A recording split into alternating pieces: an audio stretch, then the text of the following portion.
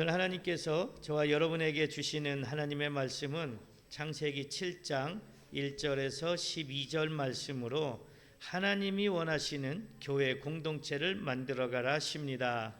하나님이 원하시는 교회 공동체를 만들어가라 하십니다. 이러한 제목으로 하나님의 말씀을 선포하겠습니다. 이 말씀이 선포될 때 말씀을 듣는 여러분들에게 성령님이 임재하셔서 우리 정준교회가 하나님이 원하시는 공동체로 만들어져 가게 되는 은혜가 넘쳐나게 되기를 소망합니다.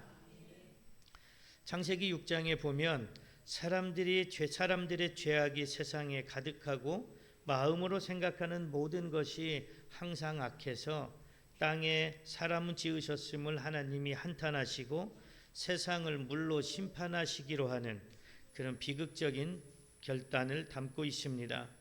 그러나 이러한 절망적인 상황 속에서도 하나님은 당대의 의인이었고 하나님과 동행하던 삶을 살던 노아에게 홍수로 세상을 심판하실 계획과 모든 생명을 구원할 방주를 지으라는 구체적인 명령을 주십니다. 그리고 본문인 창세기 7장은 하나님께서 노아에게 방주로 들어갈 것을 명령하시고 노아가 이에 순종하여 방주에 들어가 모든 다른 생명체와 함께 구원받는 과정, 그리고 마침내 홍수가 시작되는 과정을 기록하고 있습니다. 방주 안에는 노아의 가족 8명과 하나님께서 정하신 대로 정결한 짐승과 부정한 짐승, 그리고 새들이 들어갔습니다. 이 방주는 단순한 배가 아니라 죄악으로 가득한 세상에서 하나님께서 택하신 자들을 보호하시고 새로운 시작을 준비하게 하시는 구원의 상징입니다. 특히 본문 말씀은 하나님께서는 우리 정준교회 공동체가 하나님의 거룩한 뜻을 이루어가기를 원하시면서 노아의 방주를 통해 하나님이 원하시는 교회 공동체의 3가지 중요한 특징을 말씀하고 있습니다.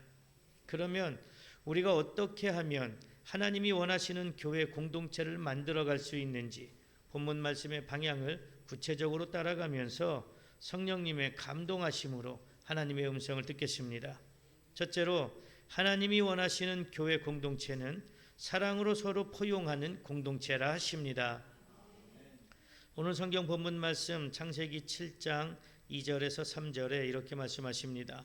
너는 모든 정결한 짐승은 암수 7씩 부정한 것은 암수 2씩을 내게로 데려오며 공중의 새도 암수 7씩을 데려와 그 씨를 온 지면에 유전하게 하라. 아멘. 정결한 이 말은 깨끗한, 순수한 이런 의미를 가지고 있는데 정결하다는 것은 종교의식이나 제사에 사용될 수 있는 상태를 말합니다. 그러면 왜 정결한 짐승은 암수 7이고 부정한 짐승은 암수 2씩만 태우라고 하셨을까요? 홍수 심판 이후에 노아가 방주에서 나와서 가장 먼저 한 일은 하나님께 제단을 쌓고 번제를 드린 것입니다. 이때 정결한 짐승을 취해서 번제를 드렸는데 암수 7이라는 넉넉한 숫자는 제사를 드리고도 그 해당 종족을 보존할 수 있는 충분한 개체수가 남게 하신 하나님의 은혜입니다. 부정한 짐승의 경우 암수 2씩만 데려오게 하신 것은 오직 생육하고 번성하여 땅에 충만하려고 하는 목적, 즉 종족 보존에 초점이 맞춰져 있기 때문입니다.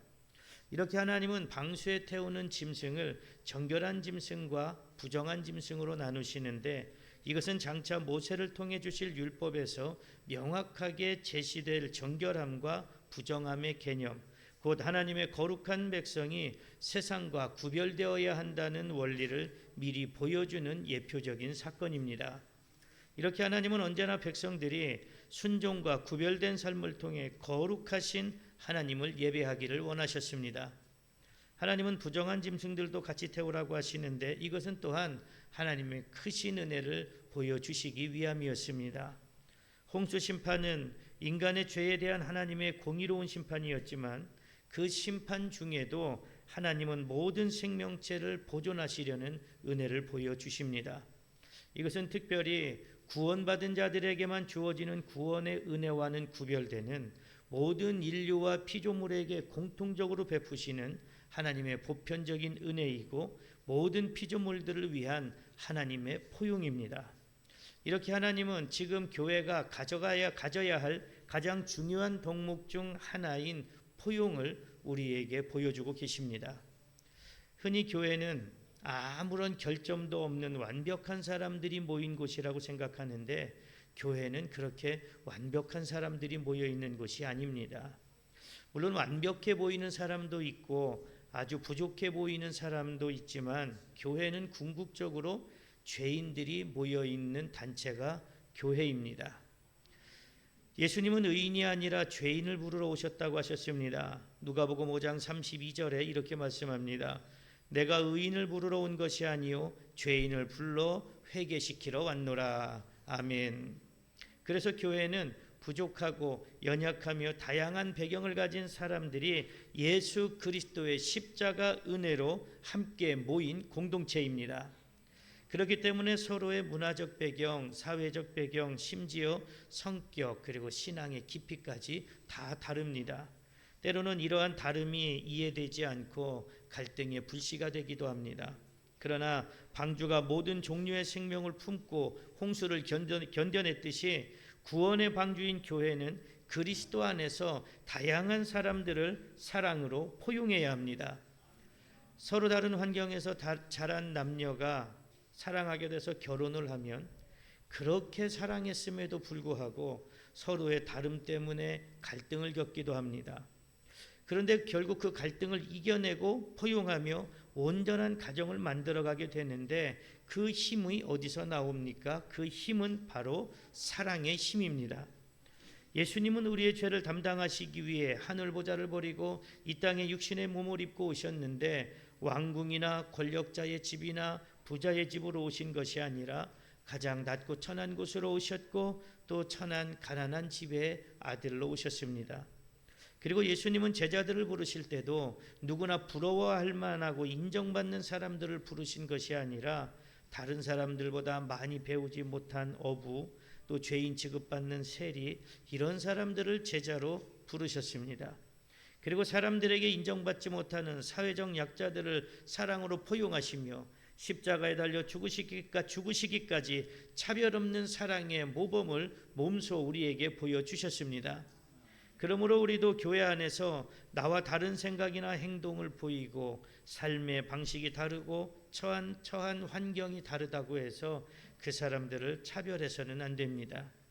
예수님께서 우리를 있는 모습 그대로 사랑으로 받으셨듯이 사랑으로 이해하고 포용하며 상대방의 입장에서 생각해 보려고 노력하고 품어줘야 합니다. 이렇게 우리 성도들이 서로가 예수 그리스도의 사랑으로 포용할 때 우리 정준교회는 하나님이 원하시는 교회로 만들어져 가게 될 것입니다. 사랑하는 성도 여러분, 다른 성도들이 나와의 다름을 인정하지 못하고 비판하고 멀리하신 적은 없으셨습니까? 다른 사람은 틀렸고 내가 맞다고 하면서 포용이 아니라 강요하려고 하지는 않으셨습니까?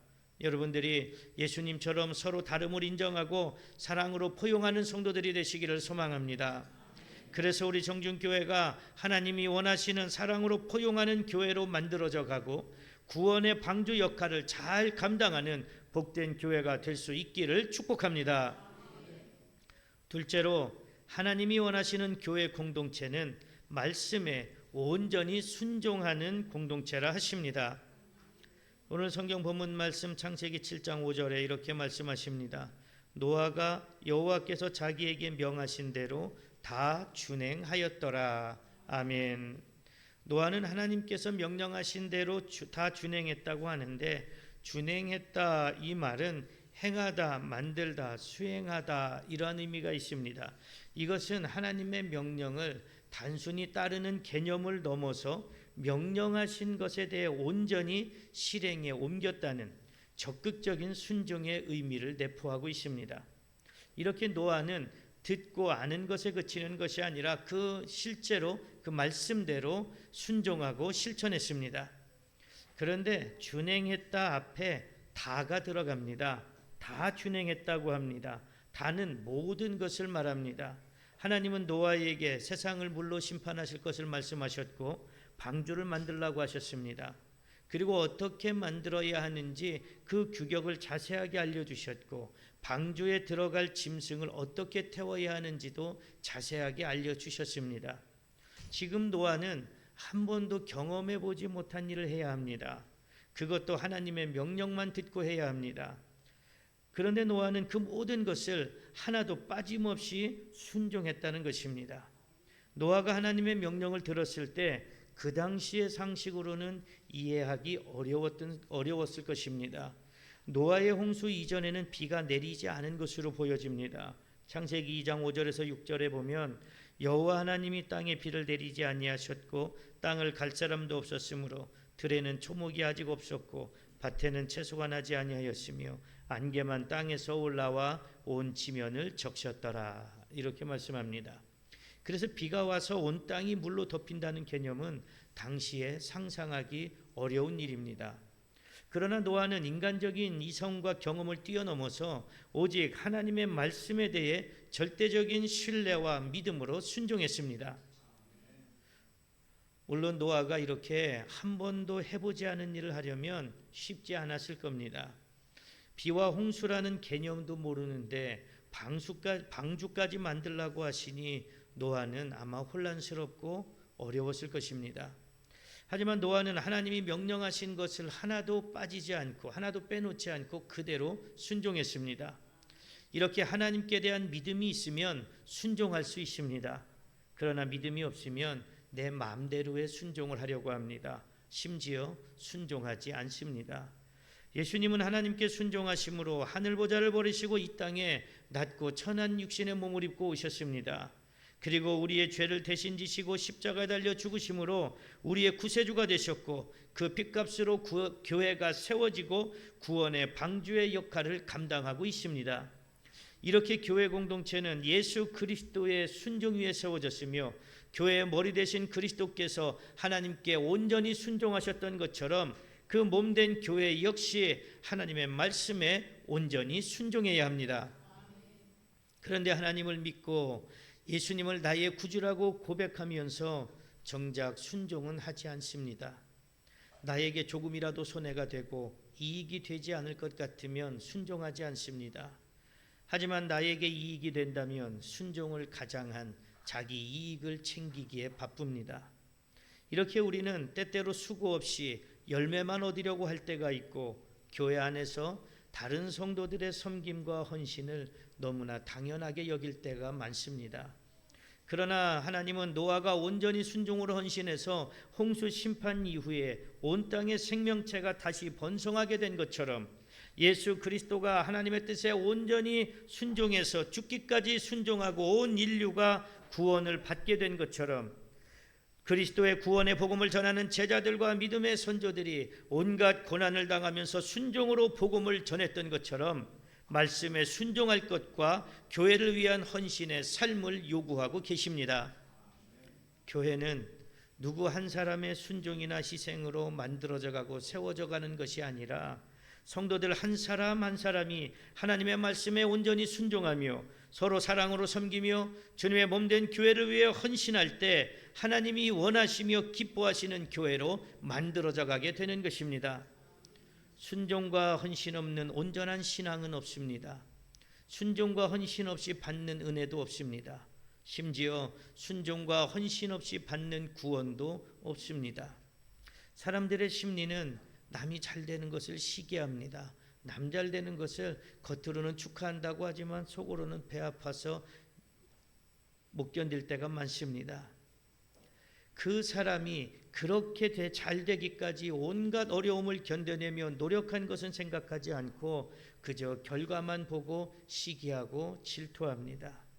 누가 신앙생활을 열심히 해서 교회 다녔더니 복을 받았더라, 자녀들이 잘 되었더라 그러면 그 사람이 신앙생활을 열심히 하면서 주님의 몸된 교회를 위해서 헌신하고 충성하고 하나님의 말씀에 순종하는 그 삶을 보는 것이 아니라 그저 누가 잘된 것, 자녀들이 잘된 것, 풀리지 않았던 일들이 풀린 것 이런 것만 보면서 나도 저렇게 됐으면 좋겠다 부러워합니다.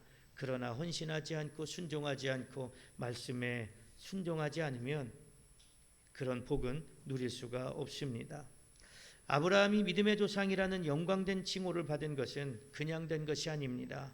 백세에 얻은 독생자 아들까지 제물로 바치라는 하나님의 명령에 순종했기 때문인데, 아브라함이 그렇게 순종할 수 있었던 것은 노아처럼 하나님에 대한 절대적인 신뢰와 믿음이 있었기 때문입니다. 히브리서 11장 19절에 이렇게 말씀하십니다. 그가 하나님이 능히 이삭을 죽은 자 가운데서 다시 살리실 줄로 생각한지라. 아멘. 우리 정준교회가 세상의 유행이나 이론을 따르지 않고 하나님의 말씀에 귀 기울이고 순종하는 교회가 될 수 있기를 소망합니다. 성도들 한 사람 한 사람이 주님의 몸된 교회의 지체로 한 몸을 이루며 섬기며 헌신하는 교회가 되기를 소망합니다. 그러면 우리 정준교회가 하나님이 원하시는 온전한 신앙 공동체로 만들어져 가게 됩니다. 그리고 하나님은 우리 정준교회를 통해 놀라운 역사를 이루십니다. 사랑하는 성도 여러분, 말씀을 듣기는 하지만 순종을 거부하고 계시지는 않습니까? 순종은 거부하지만 하나님이 주실 복은 기대하고 있지는 않습니까? 순종을 하려고 하면 자꾸만 방해되는 일들로 인해 번번이 순종하지 못하게 되지는 않았습니까? 말씀을 듣는 것으로 끝나면 순종할 수 없습니다. 말씀 속에 하나님의 뜻을 깨달아야 합니다. 그리고 결단해야 합니다. 깨달아지지 않는다면 깨달아지게 해달라고 기도해야 합니다. 그러면 성령님께서 말씀이 깨달아지고 알아지고 믿어지고 그리고 순종하게 하십니다. 그리고 순종의 마음이 들 때 거부하지 마시기 바랍니다. 좀 힘들고 귀찮음이 밀려와도 그 불순종의 자리에서 일어서시기를 바랍니다. 그러면 성령님께서 능히 순종할 수 있는 힘과 능력을 주셔서 순종의 사람으로 변화되게 하시고 하나님이 순종의 사람에게 주시는 복을 받게 하십니다. 그렇게 성령 충만함으로 하나님의 말씀에 순종하는 여러분들을 통해 주님이 핏값으로 세우신 몸된 교회인 우리 정준교회가 성도들 간에 서로 사랑이 넘치기를 소망합니다. 그리고 기쁨과 감사함으로 헌신과 희생하며 예수 그리스도의 구원의 복음을 전하는 사명을 감당해서 구원의 방주로서 온전히 쓰임받게 될 수 있기를 축복합니다. 셋째로, 하나님이 원하시는 교회 공동체는 구원의 방주로 생명을 살리는 공동체라 하십니다. 오늘 성경 본문 말씀 창세기 7장 7절에 이렇게 말씀하십니다. 노아는 아들들과 아내와 며느리들과 함께 홍수를 피하여 방주에 들어갔고. 아멘.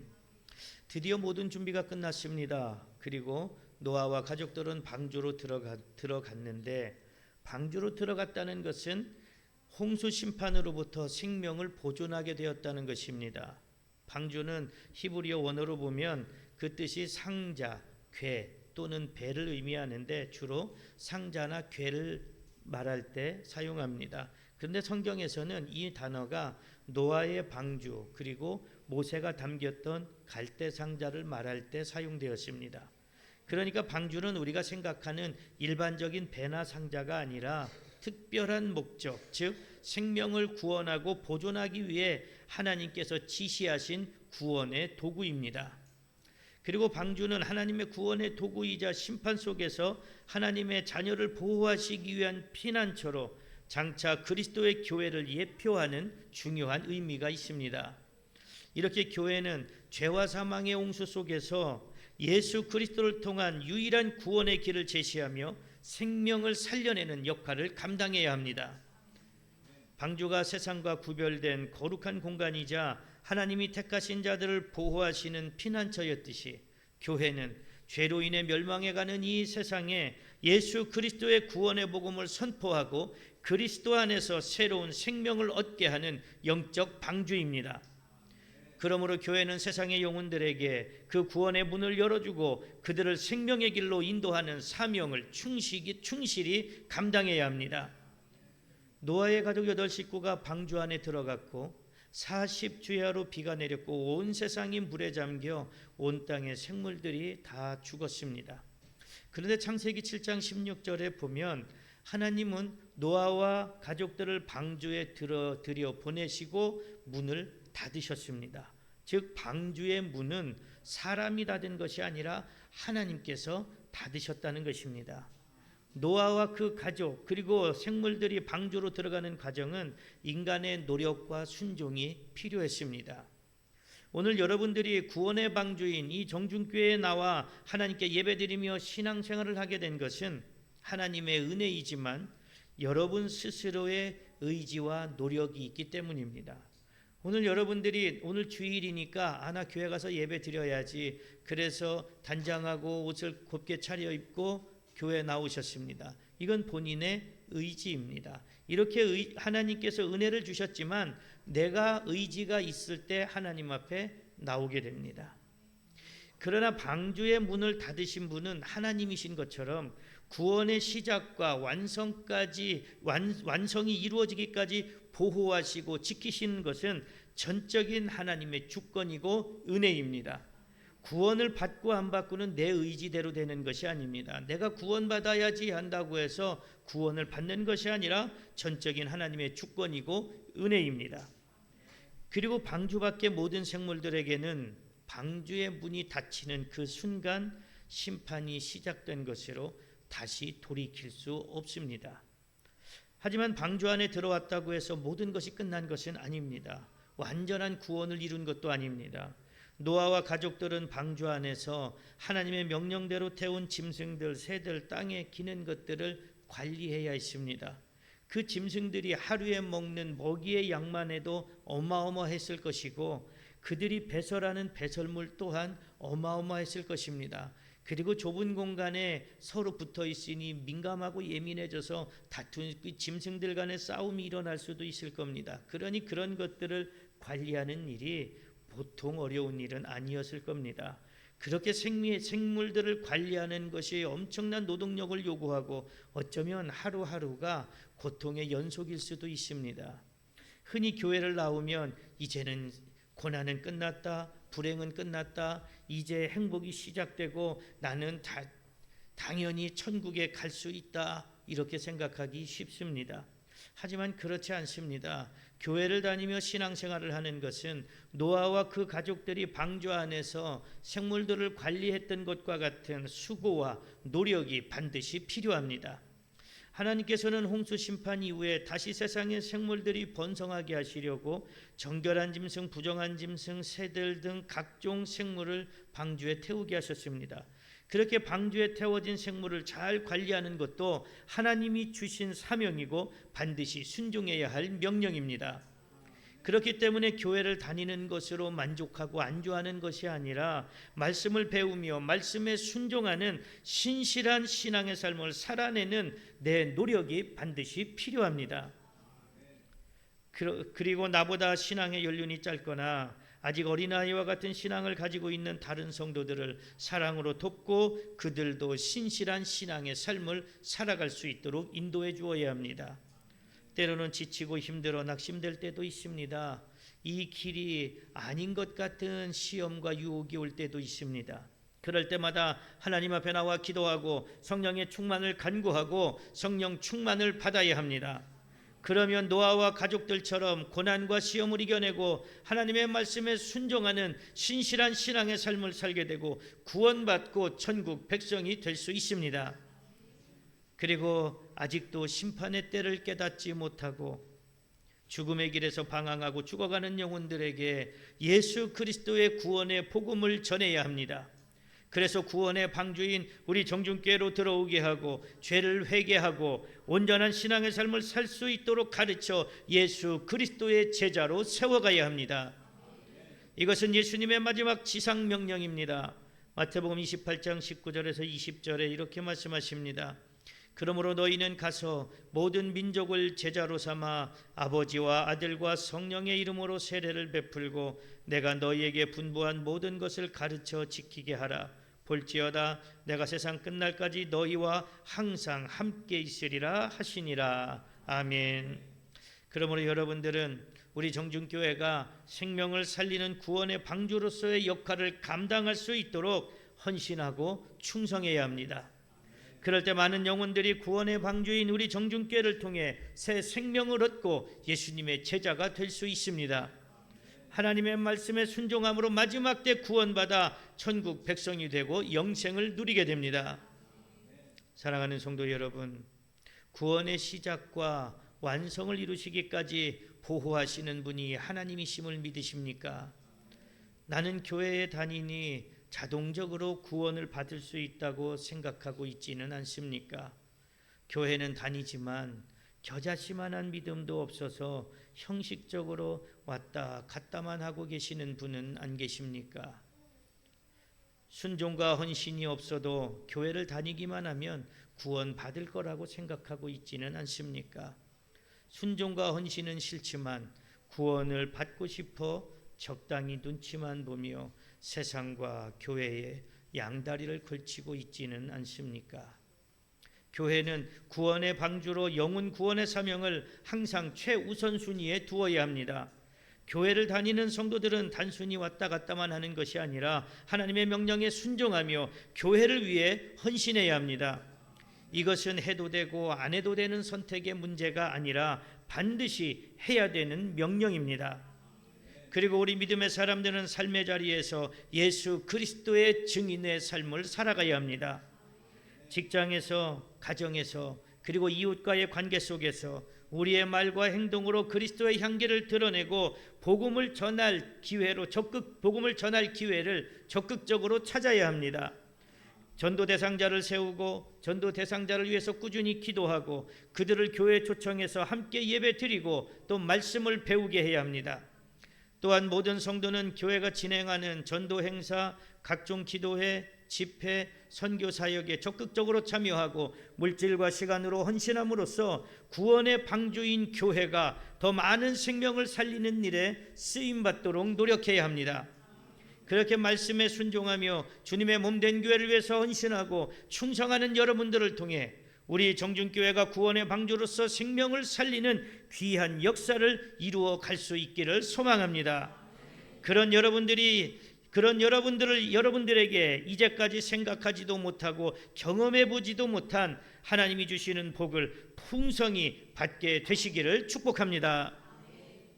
사랑하는 성도 여러분, 오늘 성령의 감동으로 기록된 본문 말씀을 통하여 하나님이 원하시는 교회 공동체를 만들어가라 하시면서 세 가지로 말씀의 방향을 주셨습니다.